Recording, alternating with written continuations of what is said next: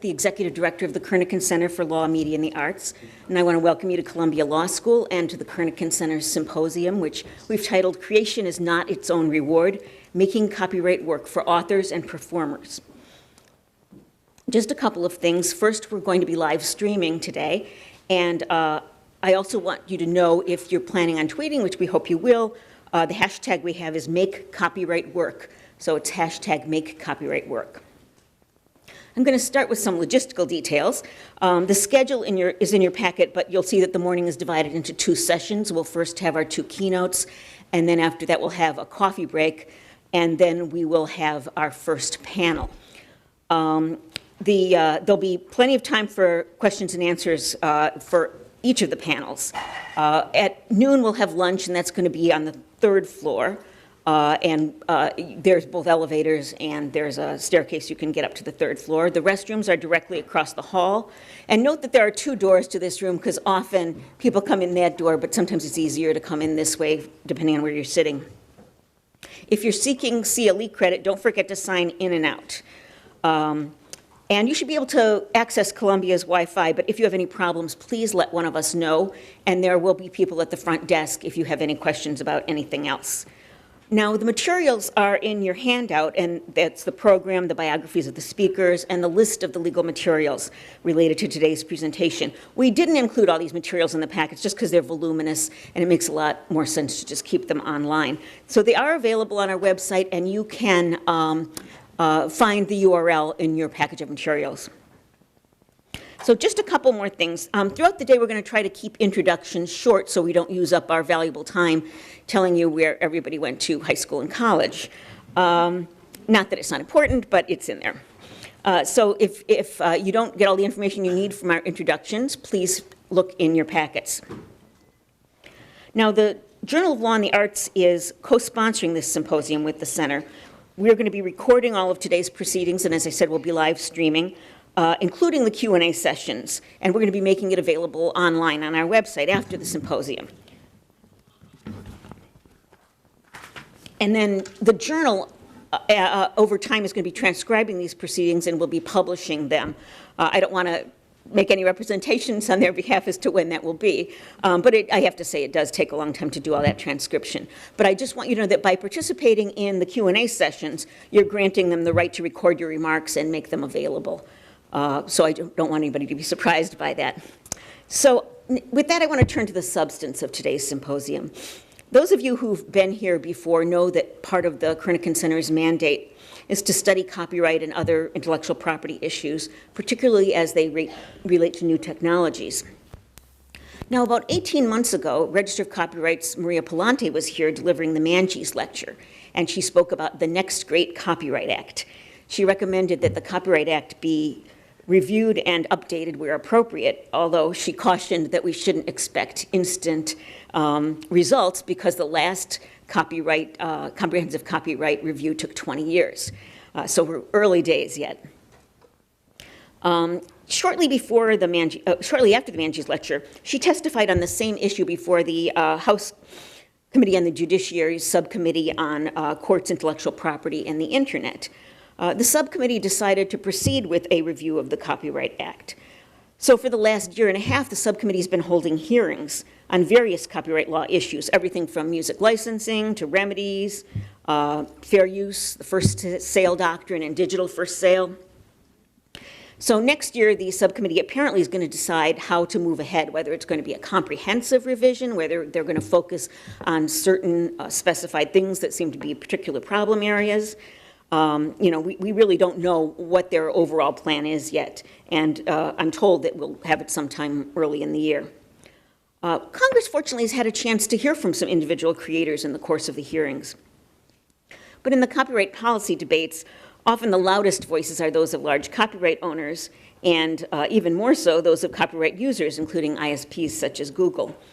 In the academic context, we often hear from individuals who don't make their living through their creative work tell us what authors want and how they would be better off.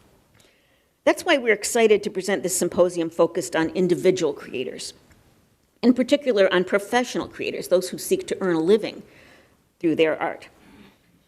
We have an extraordinary lineup of speakers from all different fields: authors, artists, songwriters, performers, journalists, photographers, and others, who will be able to give us some insight into whether copyright is working for them and the challenges of making a living in the digital environment. With that background, I want to introduce the first of our two keynote speakers, and that's T.J. Stiles. He's an independent author living in Berkeley, California. His most recent book, The First Tycoon, The Epic Life of Cornelius Vanderbilt, received the 2010 Pulitzer-Prize for biography and the 2009 National Book Award for nonfiction. His first book, Jesse James, Last Rebel of the Civil War, won the Ambassador Book Award and the Peter Seberg Award for Civil War Scholarship. He received a Guggenheim Fellowship and a Gilder Lehrman Fellowship in American History at the New York Public Library's Cullman Center for Scholars and Writers, and he served on the 2014 faculty for the World Economic Forum. He's an elected member of the Society of American Historians and serves on the Authors Guild Board of Directors. So thanks, TJ.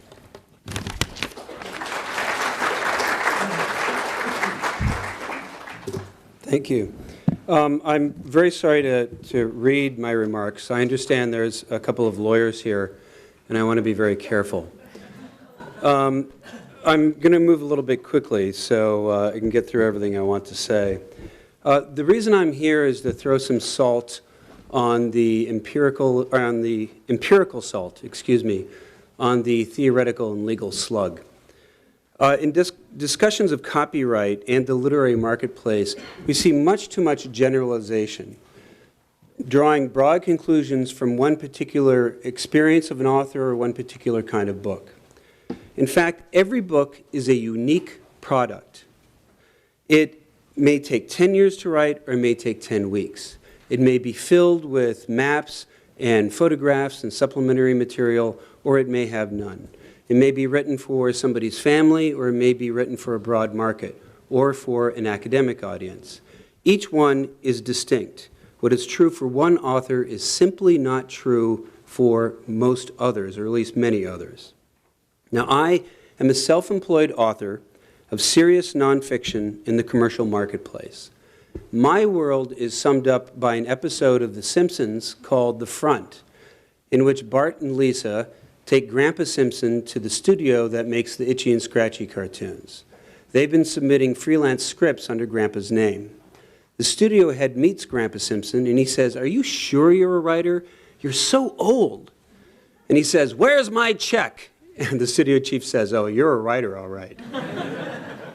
Now, self-employed writers can't spend 5 minutes together without talking about money. If you think that that's because we're greedy or have so much of it, then I would like to quote a film, The Aviator, a line that says, "The only reason that you don't care about money is that you've always had it." But as my trade, my profession of professional writers, we want to make a living doing what we are best at. We know we might fail, but we want to be able to try. Now, we have a structural problem. We're disaggregated individuals in a global economy dominated by large corporations and large institutions that often feel free to take advantage of us, sometimes even, sadly, universities. But our shared culture depends upon individual voices. Dissent comes from outside of institutional thinking. Creativity comes from the individual, often in opposition to majority opinion. Now, some think us unnecessary because, fan fiction, academic monographs. But writers of serious nonfiction for the commercial market do what no one else can do, devote years of our lives to creating a work of knowledge and art, combining literary and scholarly values. Have any of you read Richard Rhodes' The Making of the Atomic Bomb? Hands? Nobody? Probably no one in this room will ever contribute to the public good as much as he did with that one book. My academic friends, all of your journal articles put together will probably not comprise so important a body of scholarship. And my fellow writers, you will probably never equal it in terms of artistry. And he did it for money. Who can argue that we would be better off without Joan Didion, Michael Lewis, Robert Caro, Cheryl Strayed, or or Taylor Branch, among the hundreds of others I could name. Whatever you think of my last book, The First Tycoon, and believe me, some people hated it, there had not been a serious biography of Cornelius Vanderbilt, one of the central figures in the making of the modern corporate economy, since 1942. The Academy and hobbyists had 70 years to produce one, and they didn't. Now, our friends at the Academic Authors Alliance say they want to promote the public good by supporting authors who want to be read. First of all, the basic premise of the market economy is that the public good is served by people creating things that others wish to buy. So I am serving the public good. Second, this formula confuses a part of the process for the end purpose. You might as well say that humans live in order to breathe. No, authors write to be valued. Now, if you were, for example, a professor writing a book and you decide to give it away, you publish it yourself, you give away all the rights, and that book is then widely reviewed. Your peers denounce it as incomprehensible gibberish that could be disproved by a 6-year-old. The commercial press denounces it and says that you should be legally barred from ever writing another book again. Now, do you then say, hooray, they read my book? That's all I wanted, is to be read, as you collect your things and are fired from your university. No, of course not. We write to be valued and to derive the rewards from being valued. Now, we are all embedded in reward systems, though they are not all the same. Now, I want direct financial return from book sales. Not so, for the most part, in the academy. The academy has a prestige economy. Academic authors advance in their professions by acquiring prestige from their colleagues through their publications. That incentive directs their writing towards a closed professional audience. It puts a premium on questions of narrow disciplinary interests and on the use of jargon. I've heard more than one anecdotal account of a professor who did not receive tenure because she wrote too well. Now, that's not surprising, and perhaps that's not even a bad thing. I think a protected space for academic studies and discourse is in fact very important for our society. But our culture needs more than academic or amateur writing. Let's not forget that the market economy also is merely masked for academics. The business model of universities is to deny access to information. They select a small percentage of student applicants and grant them direct access to instructors. And if you don't think the personal transmission of information and ideas from professor to student is not incredibly valuable, then I had a much better college experience than you did. But anyway, here I am. I'm generalizing, which is exactly what I said I shouldn't do. So I'm going to come back to my experience. I'm going to slightly fictionalize my personal story so I don't broadcast my finances to the world. Not that they're that impressive. Let's say I have an idea for a book, the definitive biography of Hamilton Fish. There's a Hamilton Fish alive today. I'm not talking about him. Now, is self-publishing an option? No. Experience shows self-publishing works best for a well-defined, voracious, and built-in audience, such as romance and science fiction. It also works best for famous authors who have a brand name. Again, each author and each book is different. Most of my sales are still in print, as they are across the industry. I also need the financial support of an advance. I looked into the advances in self-publishing. They suck. So I get a contract with Lemming Surf House with a very, very good advance, better than I've ever gotten on signing a book, $200,000. But the publisher breaks that advance into 4 equal parts, 25% on signing, and 25% on delivery and acceptance of the manuscript, another 25% on hardcover publication, another 25% on paperback publication. So that's $50,000 in each payment, minus $7,500 to the agent, who takes 15% of everything I make. Now, why have an agent? Commercial publishers only take proposals from agented works. And were it possible, I would get a lot less than $200,000 if I didn't have one. So I have $42,500 with which to write the book.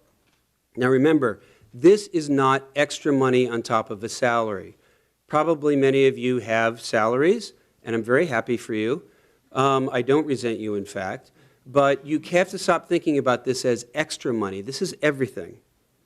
Now, I have never taken less than 4 years to finish a book. But let's say, for argument, that I go into a frenzy to finish in 2 years. My wife and children have no needs. I never move or have to travel. I have no health issues, no crises with my children, no car trouble, even though I've dealt with all of those things repeatedly over the last decade. I have $21,250 for each year. But I will have to pay self-employment tax, which is double the payroll tax. I will have to buy my own health insurance. My last policy for myself alone cost $200 per month. My current policy costs $800 roughly, not including the ACA subsidy, and also not counting the weeks I've spent on the phone fighting over that subsidy and with my insurance carrier. I provide my own retirement benefits. I get no sick days, no paid vacation. Every moment not working is a financial loss. Talking to you people right now is costing me money. I'm not joking. One copyright denier loftily suggested, let them have patrons. Patrons. I guess that means grants. Now, these are few and for the most part paltry. Most are solely for academics, usually requiring a doctorate, often narrowly limiting what they can be for. Of those that are not so constrained, many are residential. Now, at this point, I can't move my family of 4 across the country for a single year for $30,000 or $40,000 or even $60,000, nor would I abandon them. When I do find a suitable grant, I do not have a network of colleagues that academics have to offer recommendations. Years ago, I was overjoyed when George Plimpton agreed to write a recommendation for me. As I sat holding his letter, promising his help, I heard on the radio that he died. It's like that. It actually threw me into quite a crisis, and I was very fortunate to get that grant, which at the time kept me alive for much longer than it should have. Now, for the self-employed writer, it's demoralizing and it's usually futile, even when you get one, to apply for a grant. And even when you get one, they don't solve all your problems. It's no substitute for commercial income from work. Now, I have supplemented my income with secondary activities. I teach now and then on a freelance basis. I have done a lot of freelance commercial writing over the years. 2 years ago, I lost my big freelance client. My income dropped by 20 to 40% a year. In the past, I've resorted to desperate measures. I like to say that my last book is so big because it's a tombstone to the 401k that gave its life that the book may live. After the Pulitzer, for the first time, I got paid speaking engagements for a while. But all of this is a distraction. Rather than proving that royalty or advance income is unnecessary, it proves the opposite. I estimate the necessity of making extra money has probably cut my productivity in half and kept me from doing, again, that thing which I am best at and which actually society most needs from me. When I finish a book, I have to provide photographs out of pocket. It's common for serious nonfiction. For example, the Bancroft Library at UC Berkeley charges $17 for digital reproductions of an image in its collection, plus a $12 service fee and $100 for reproduction rights. That fee applies even if the item was created 150 years ago. I have to assume that the Berkeley libraries are a big supporter of copyright protections. Just 10 photographs like that take a big bite out of the second advance payment if you can manage to delay paying for them until you get that second amount of money, which is often a very difficult trick. Then there's maps and indexing, which I pay for as a charge against royalties. A year later, the book is finally published. If I'm lucky, the publisher sends me on tour, and with other publicity work from home, it takes up about a month of working time at least. Again, that's indirectly supporting my work, not directly bringing me income. Something like 70% of commercially published books lose money. But let's say I get lucky. I earn back my advance. Royalties are in a 6-month cycle. A royalty check can take several months after the end of that 6 months to arrive. If I'm lucky, I'll have some subsidiary rights income. On my last book, we sold the audio rights, I think, for about $2,000. If it doesn't sound like much, that's 2 months of health insurance and dental insurance premiums. That's a surprise auto repair for our 15-year-old car. Even such small income streams matter immensely. I, for one, have never hit the New York Times bestseller list. Now, I am not owed a living by the world. I may screw up, I may get unlucky, or I may simply fail. But the copyright regime, and no human institution, nothing human beings create is perfect. But the copyright regime gives me hope of building my career, accumulating income streams that make this kind of work viable. But now authors like myself face what I call the digital Luddite culture. The bizarre rise of a 19th century belief system which holds that the value of a creative work lies only in its physical medium. This assault on the value of our work comes from a complex matrix of attacking points, driven in part by the new robber barons, Amazon and Google. Now, I realize Amazon doesn't bear directly on copyright, but for the individual artist, it's a part of the whole complex of the assault on the idea of the value of digital creative works. Amazon is convincing readers that all digital books, from joke books to cookbooks to serious biographies that take years to produce, are all worth the same, $9.99 or perhaps less. But reproduction has never been a large part of the cost of a book. We have always paid for the creation, not the printing. The classic robber barons, the railroad barons, had monopoly control over how farmers got their grain to market, but at least they didn't try to control the prices that farmers charged. When authors want to add value to their works in digital form, to transform our own works, we find that Google, for example, is squatting on our digital space. I understand that academics who write narrow scholarly studies might like people to find their work through Google.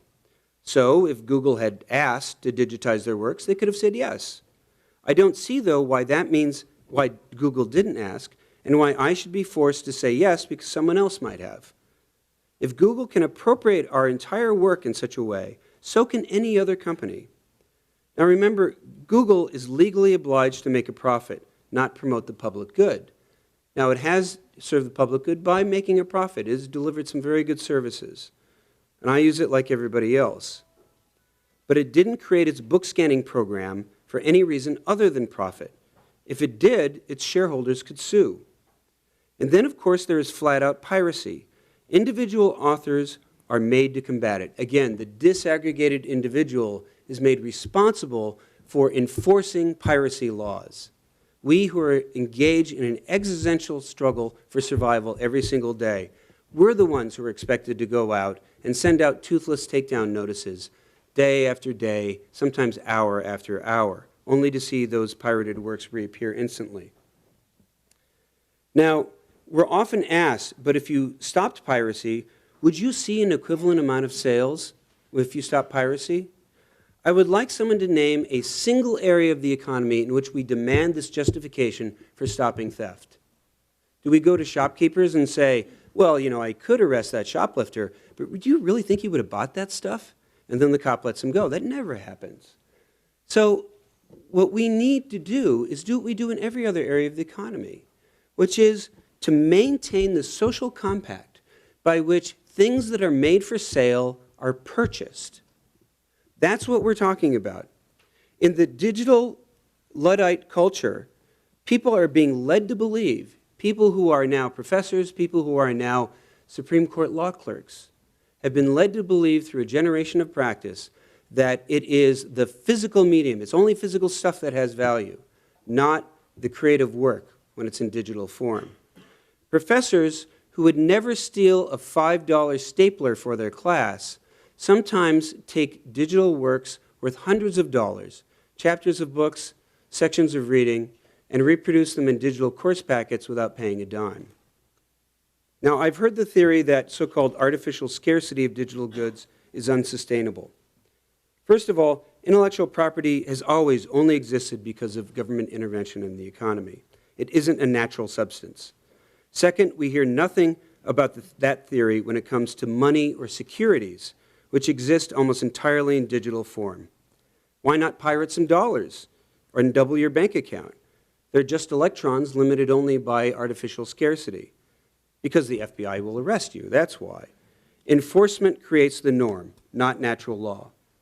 Because there is no serious enforcement of intellectual property rights, we see this culture take root, which doesn't value our stuff. It literally sees it as worth nothing. Now, I would like to close by saying, oh, by the way, I want to mention that I'm not arguing that we should throw individual consumers in jail.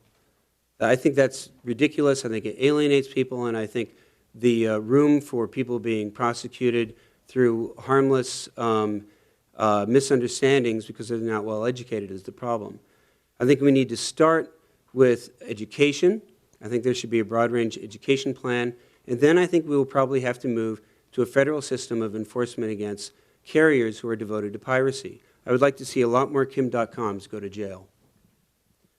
Now, I will close by noting the consequences of all of this. In the 19th century, American magazines printed pirated British prose rather than pay American writers, which stunted the emergence of a national literary culture. We could read Dickens without paying him, but was that worth sending Melville off to work in the customs house? In my case, I planned a really expansive digital edition of my next work, with dynamic interactive maps, embedded videos, ways for readers to explore the intertextuality of this work with my previous 2 books. But why should I send readers to a book that will earn me less than the hardcover, that will be pirated immediately, and that for all I know, Google or another digital company will appropriate? I'm not running a charity. That is a digital work that will not come to be because of this matrix of assaults on the value of creative work in digital form.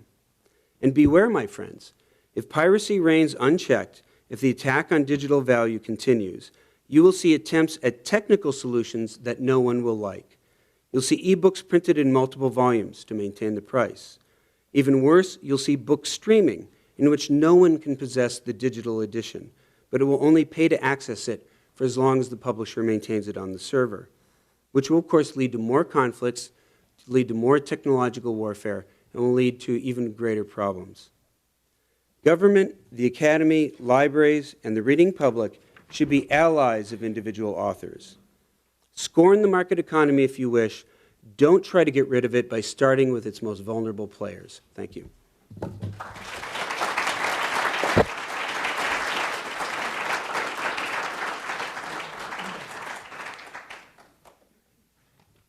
Thank you, TJ.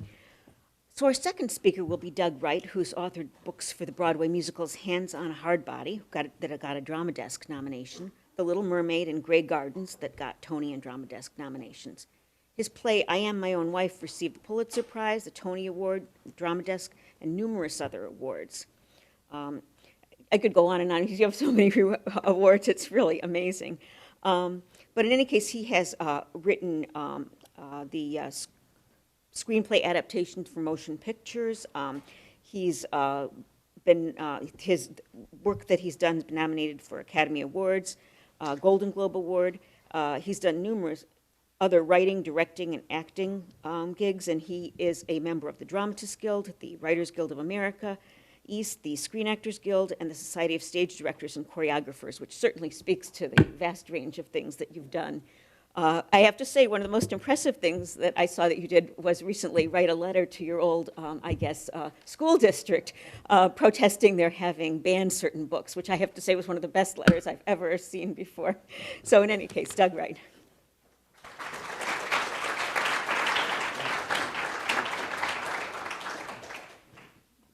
Thank you, June. I want to take you back, if I can, to Broadway in 1926. At the Mansfield Theater, a revival of the Pulitzer-Prize winning play Beyond the Horizon is enjoying a healthy run. At the Imperial, George Gershwin's Prohibition romp OK is a bona fide sellout. At the Mayfair Theater, an unexpected guest upstages the opening night of a searing marital tragedy entitled The Half-Naked Truth. In the words of critic Brooks Atkinson, toward the end of the second act, a gray cat walked amiably across the stage, peeped curiously over the footlights, and then sat down comfortably, yawned a little, blinked sleepily, and apparently settled for the night. What drama could vie with the reality of a cat? Or what actor put a cat to shame? Unfortunately, the play was amateurish in every other respect. The half-naked truth closed within a month. The fate of the cat remains unknown. But the dramas playing out on Broadway that fateful year aren't all happening on stage. In a nearby office building behind closed doors, a cluster of playwrights, Eugene O'Neill and the humorist George Kaufman among them, are meeting with a group of theatrical producers. The writers have recently established a guild, just 14 years old, to fight for equitable practice in their profession. Somewhat reluctantly, the producers have agreed to meet. On one point, the guild is intractable: the right of its members to control their copyrights and prevent unauthorized changes in their scripts. Negotiations are grueling. In desperation, the dramatists threaten to withdraw their plays, submit no new ones, and effectively halt the upcoming Broadway season. Producers are incensed. Finally, 5 months later, the writers emerge victorious. Fast forward now 88 years. Broadway 2014. Beloved comedian Nathan Lane has newly opened in Terrence McNally's raucous farce, It's Only a Play.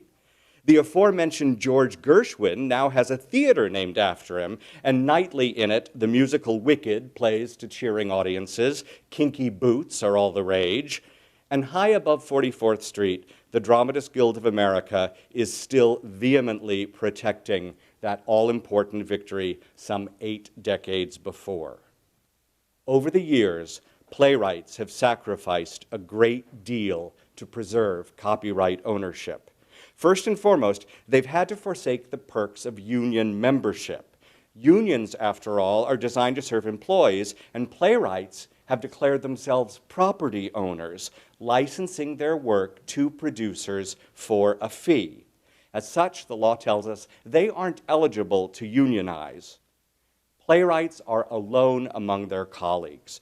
Directors, actors, and designers all enjoy health care and pension funds, as well as the right to collectively bargain for higher remuneration and improved working conditions. The artists are all employees retained for certain services, staging a play or acting a role. When the show concludes, in theory, so does their involvement, and they move on to the next one. But this stance even separates playwrights from their fellow writers in film and television. Long ago, these scribes abandoned copyright claims when they consented to work for hire. In lieu of creative control, they bargained for benefits and got them.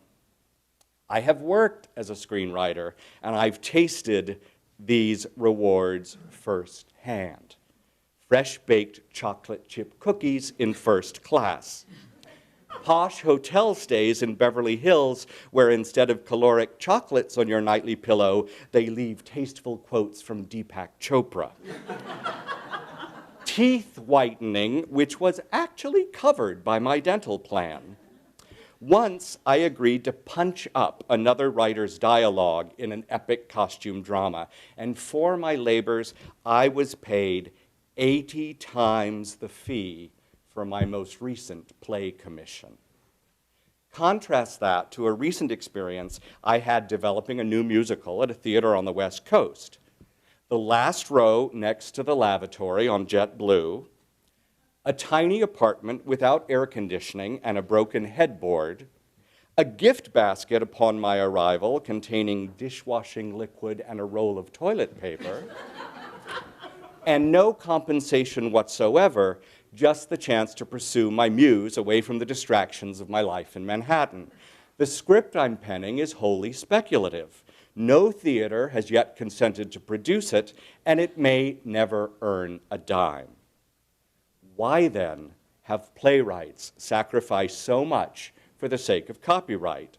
Why have we deemed it more important to us, more crucial to our craft and well-being than annual trips to the doctor, retirement funds, and even a living wage? I hasten to disclose, especially in this room, that I am not a legal expert.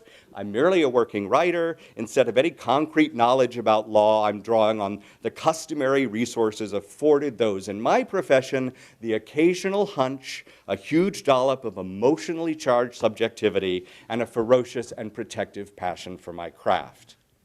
Nevertheless, I can Google with the best of them, and I know from my search engine that copyright originated as a means for authors to earn income from their work, to provide incentives for creativity. Supposedly, copyright has real monetary value. A successful play is, after all, an annuity. It can run for years commercially on or off Broadway and then enjoy a long life in resident theaters across the country, and the writer benefits each and every time it's produced. This is certainly true for some, but not for me.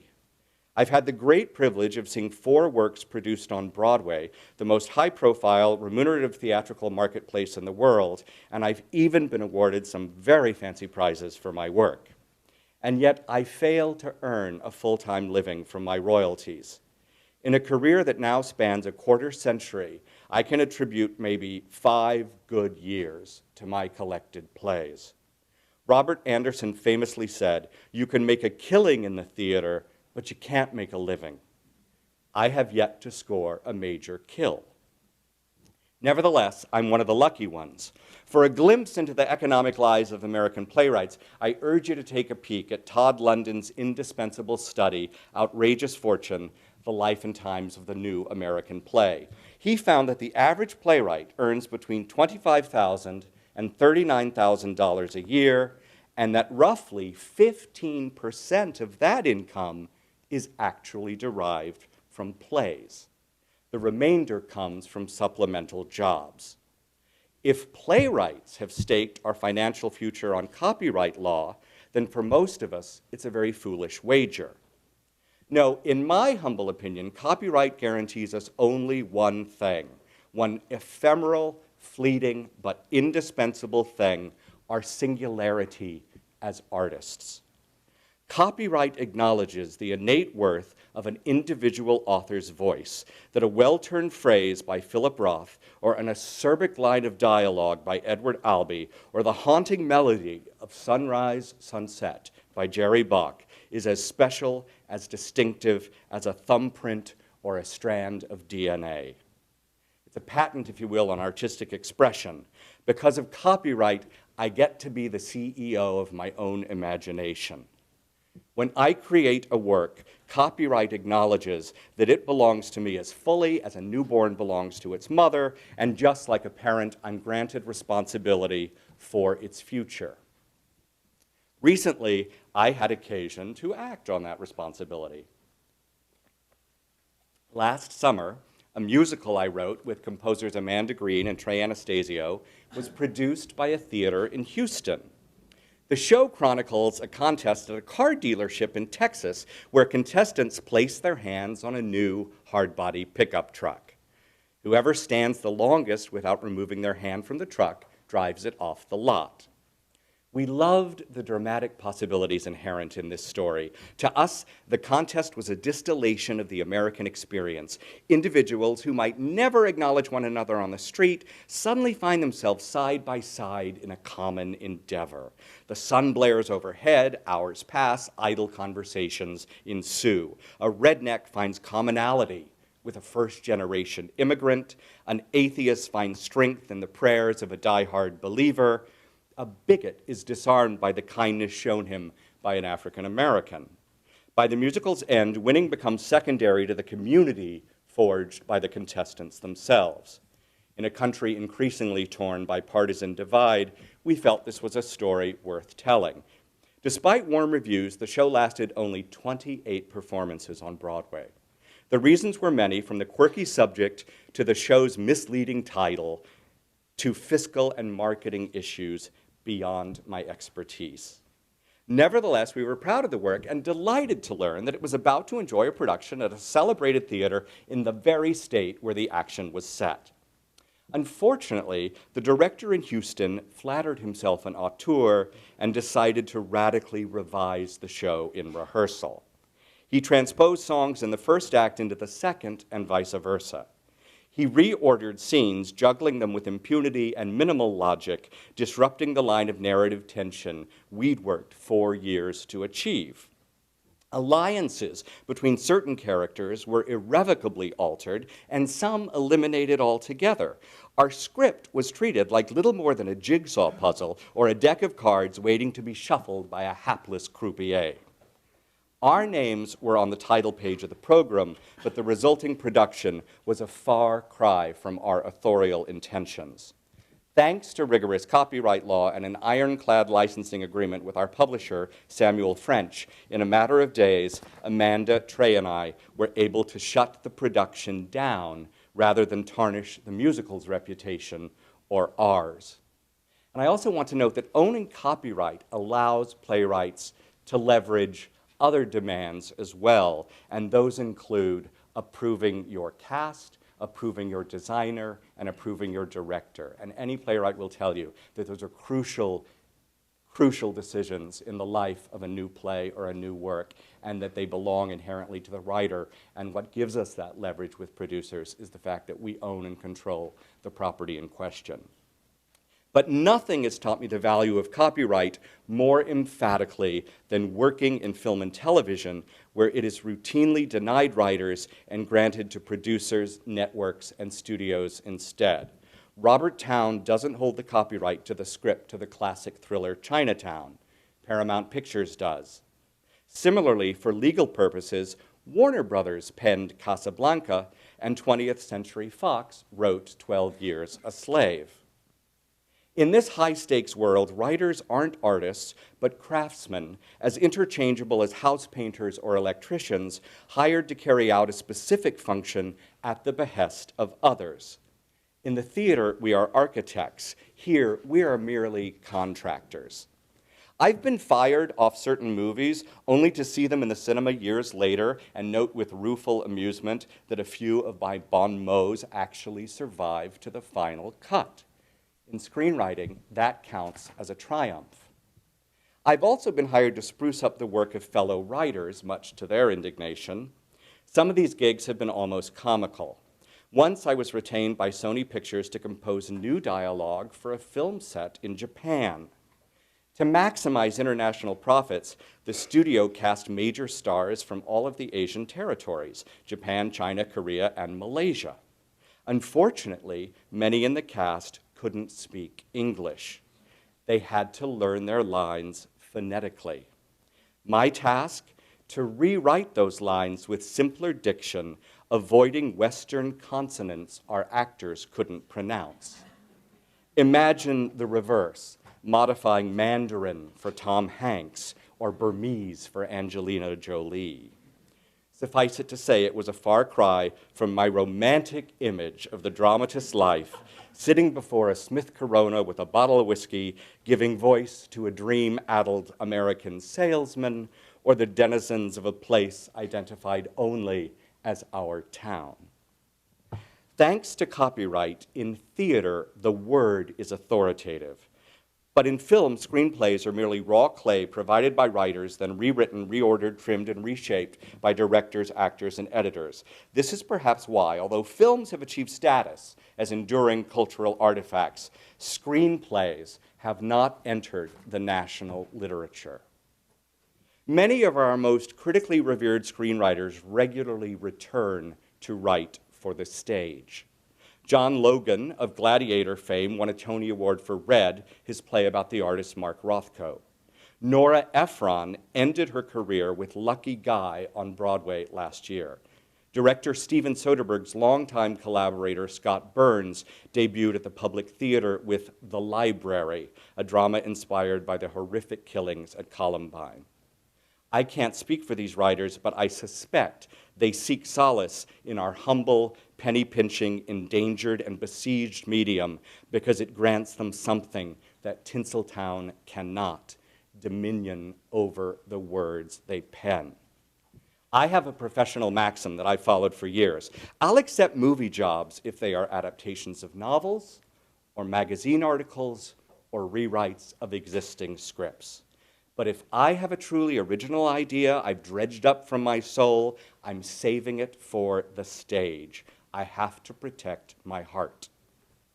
Copyright also acknowledges the importance of attribution. It helps to indelibly link the names of authors to their work. Its current duration, life plus 70 years, helps to forever link a playwright to his plays. For scholars charting the history of American culture, it's useful to know that Tennessee Williams wrote The Glass Menagerie, not the actors who intone the lines, the director who stages the action, a collective of producers, an anonymous blogger, or an uncredited punch-up writer. It was Williams who agonized over each word, who sat before a blank page and opened a vein, who united his present self and the ghosts of his past, his mother Edwina and his sister Rose, and his circumscribed life in a cramped tenement in St. Louis, to pen a work born of that unique confluence of life experience and his aesthetic ability to invent and to transcend. Copyright acknowledges that fearless act of creation and self-disclosure and gives it worth. It says, this play is the result of one man's wish to forge a universal human truth from his own hardship, his own pain, and bequeath it to us in a meaningful and generous way. For the health of the culture, we must honor that gesture. We must give it value. I hasten to add that writers like me aren't only copyright holders, we are users too. Often our material is based on pre-existing work. My musical Grey Gardens was drawn from an underlying documentary film, and so we appropriately licensed the rights. My script Creditors was adapted from the original August Strindberg text, now in the public domain. I understand and support the cultural imperative of fair use, but within reason. Arguably, we live in a golden age for dramatic writers. There are more outlets than ever before. Stories unspool on movie screens, on television sets, on our laptops, even our iPads. Netflix doesn't just stream movies anymore. Now they're in the business of producing them. Even Amazon creates original content. You can watch a movie on your telephone. Penning drama need not be a pauper's profession. But the theater offers something these other mediums, however lucrative, cannot. Pundits have been predicting its death for over a century now. Radio, then film, then television, and now the internet were expected to subsume it. To my mind, there is one reason for the theater's survival. Dramatists so value copyright that they continue to write for the humble stage. Copyright for playwrights is under threat, of course. There are theorists who think that it's a concept that's outlived its value. The web has made piracy ludicrously easy, and producers sometimes download entire plays and musical scores without paying a penny in royalty fees, and protection for authors is scant. Theater is a collaborative art, and some of our colleagues would like to encumber our work with copyright claims of their own. But copyright keeps our art, the theater, often referred to as the fabulous invalid, alive. For playwrights like me, copyright doesn't provide incentives. It is the incentive. Thanks.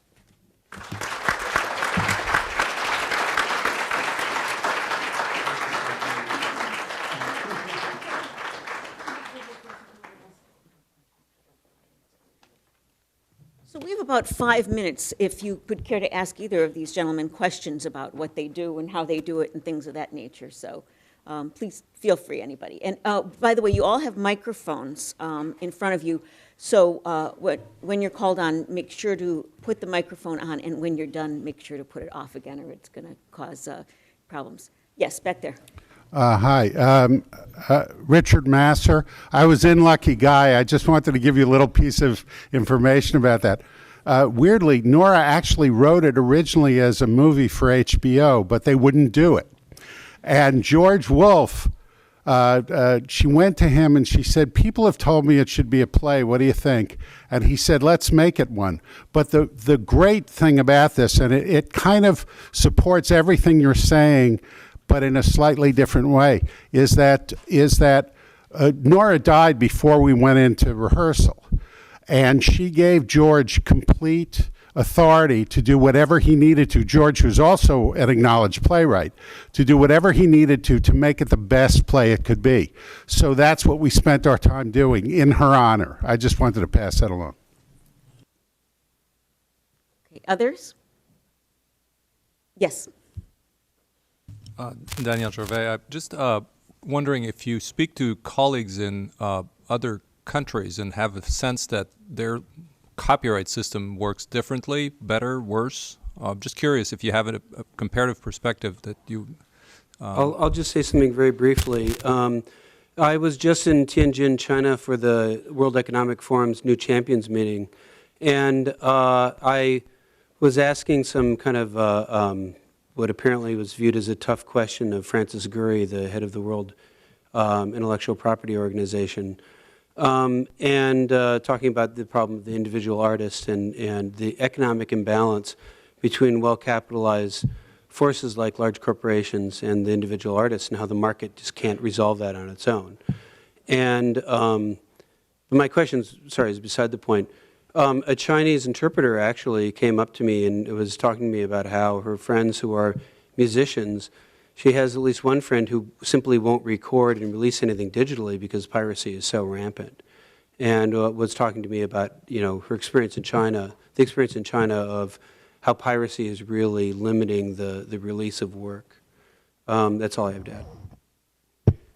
Yes, and there are different traditions for theatrical production in Europe, and in some of the Western countries, you find it's very analogous to our own, and there's respect for text. And again, it's interesting. It's so great to hear Mr. Stiles talk, because he is talking about the very necessary economic incentives that work in his arena.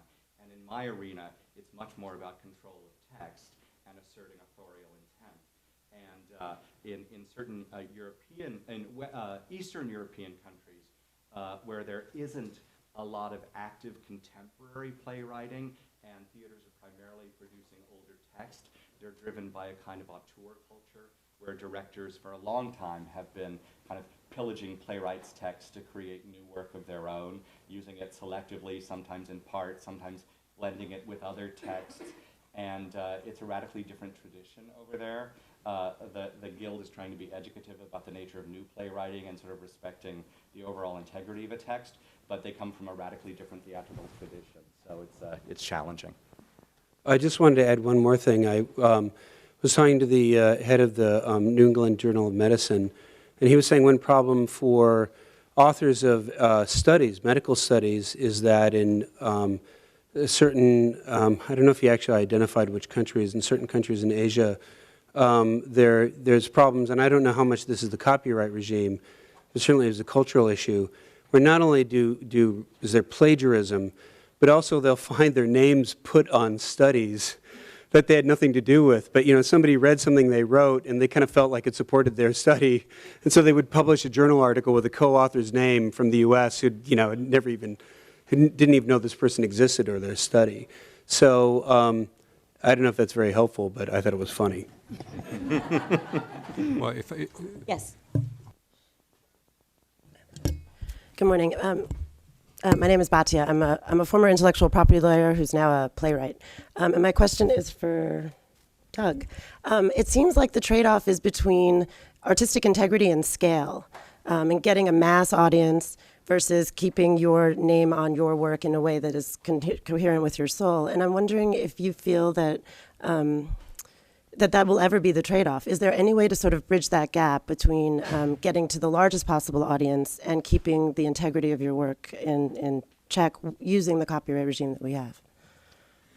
I think that when screenwriters decided to accept a work-for-hire contract, and I think this happened in the 20s or 30s, around the same time the Dramatists Guild was fighting for copyright ownership, screenwriters abdicated a great deal. I think part of that has to do not only with their desire for benefits and to earn a living, but also with the different nature of the mediums themselves. I think arguably a screenplay or a film is a director's medium first and foremost, and some people would argue that a film is truly written in the editing room. Once you've got all the raw footage and are deciding the sequence of shots, that's like almost an author arranging the words on a page. So in a way it has to do with the differing mediums themselves.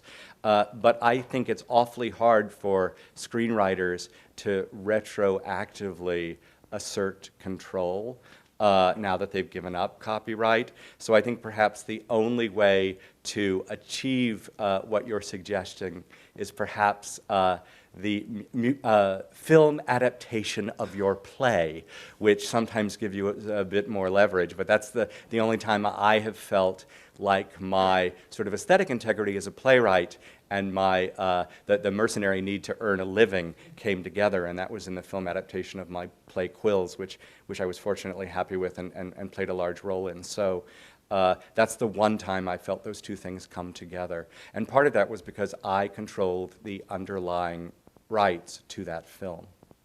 And can I just add one thing quickly? You know, there are a lot of intellectual property lawyers here, I think.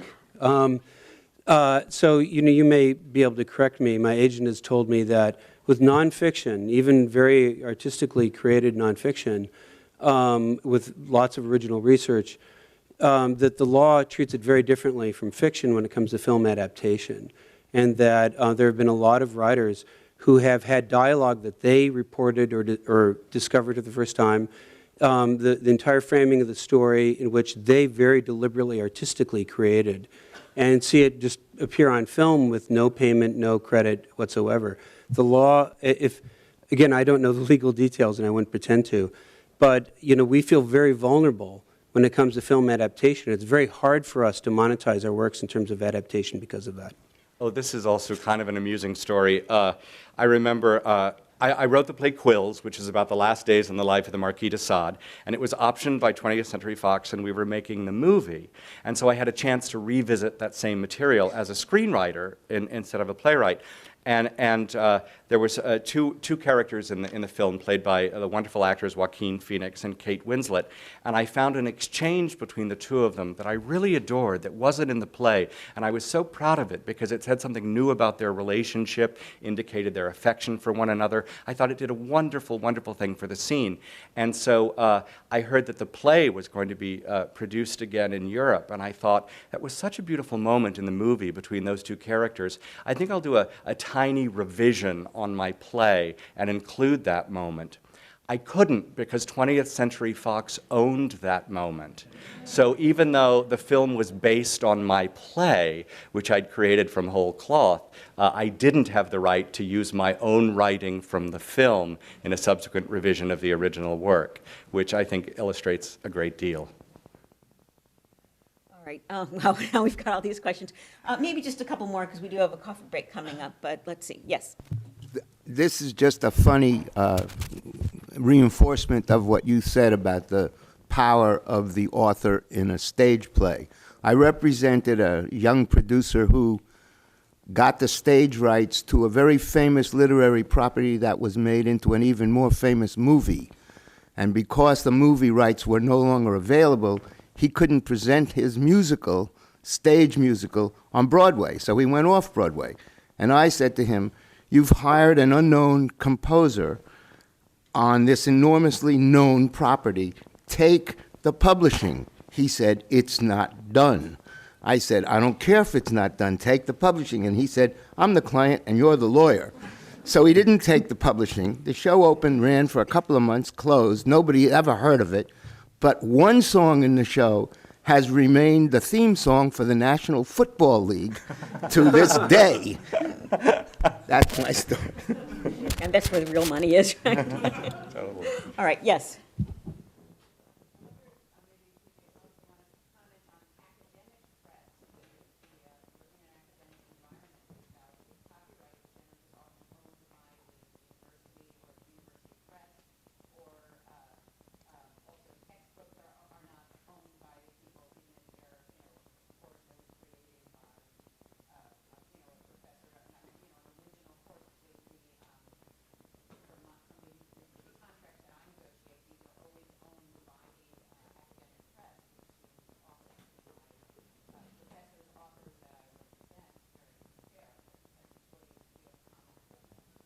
Well, by the way, don't forget you can push the little button. If it's red, then that means it's off your microphone. Well, the thing is, in academic publishing, you have two problems. One is, and you know, I don't want to overly characterize it like I'm a great expert, but one is that I find through my personal experience in the few years I worked in the trade division of Oxford University Press, not the academic side, but in the trade side. But I find that academics are often very kind of afraid of the marketplace because in their professions they're cushioned. So they're afraid of agents. They want to avoid agents. When an academic comes in the door with an agent, it's almost like they open drawer 2 and they pull out the contract that actually gives them some rights.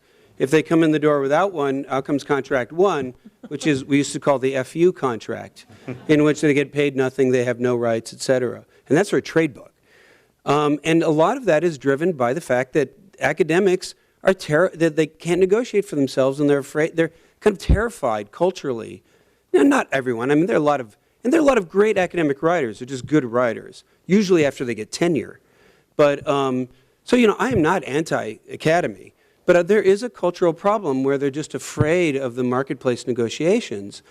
And you know, I read someone said we're forced to give up our copyright.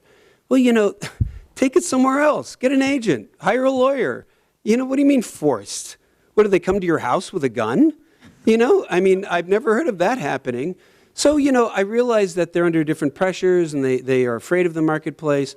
But some of this is, at least some of this is cultural and is not being forced on them, some of it at least. The other thing is, of course, academic presses face the problem, which is, you know, their market is very small and the production costs are often very high. And this leads to a whole process in which academic presses, you know, they've got low print runs, they've got low sales universe, and so, you know, costs are very high. They often are trying to, and a lot of academic presses are run by academics, by the way. A lot of university presses are headed by professors. So we're not talking about always outside forces coming in and taking advantage of the academy. You know, these are people who look at the bottom line and are trying to figure out a way to make it work. And, you know, we've seen in the assault on book values by Amazon and others, this myth that if you just lower the price, the sales will so increase that everything will be fine. We've had years of experience with very low ebook prices, and that just hasn't happened. You know, that for some books, the market is very inflexible, and there are only so many people who are going to buy it because the price went down $5 or even $10. So, you know, that's a pressure within the academic market, which the commercial market doesn't have so much of, even though there's some of the same forces there. It's increased on academic presses. And so, you know, I think that, I think some of this can be worked out without necessarily changing copyright law to do it. I think some of it requires education. I think maybe some of it requires, you know, some public meetings between academic presses and you know, there should be some large negotiations in which the academics get better educated and the presses feel some pressure, but you know, we need a meeting of the minds instead of running to Congress and saying, let's change copyright for everybody. You know, I mean, there should be some hesitation before we do that. I hate to cut this off, but we're already about 10 minutes behind our schedule. So we're going to reconvene at 10:30, and we are going to continue to look at the perspective of authors in the current environment. So we'll be back at 10:30.